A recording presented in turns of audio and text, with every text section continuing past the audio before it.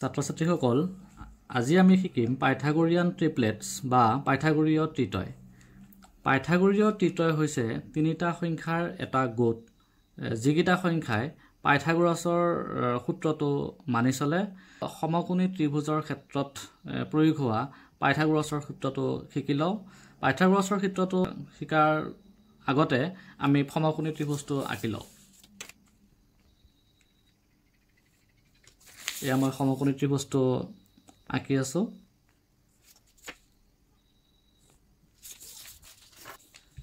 এই সমকোণী ত্ৰিভুজটোৰ এইটো হৈছে ভূমিক আমি বি ৰে সূচাওঁ বেছ।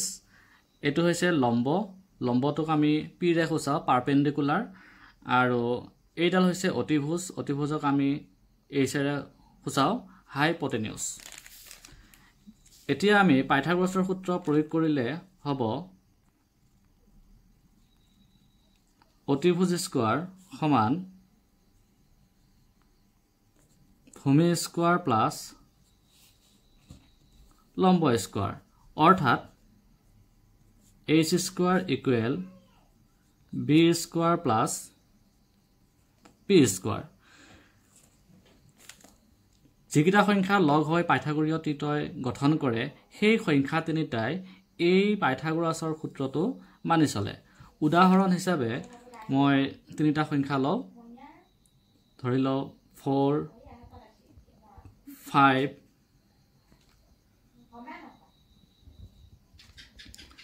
ইয়াতে আমি আটাইতকৈ সৰু সংখ্যাটোক আমি বৰ্গ কৰোঁ।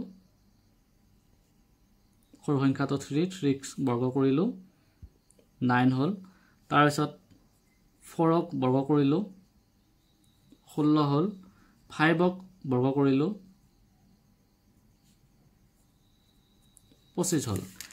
এতিয়া এই সৰু সংখ্যাকেইটাৰ বৰ্গক যোগ কৰিলে ডাঙৰ সংখ্যাটোৰ বৰ্গৰ যদি সমান হয়, অৰ্থাৎ সৰু সংখ্যাকেইটাৰ বৰ্গ হৈছে 9 প্লাছ 16 ইফালে 25, অৰ্থাৎ সৰু সংখ্যাকেইটাৰ বৰ্গৰ যোগফল ডাঙৰ সংখ্যাটোৰ বৰ্গৰ সমান হৈছে, অৰ্থাৎ 3, 4, 5 সংখ্যা তিনিটাই পাইথাগোৰীয় ত্ৰিতয় হয়।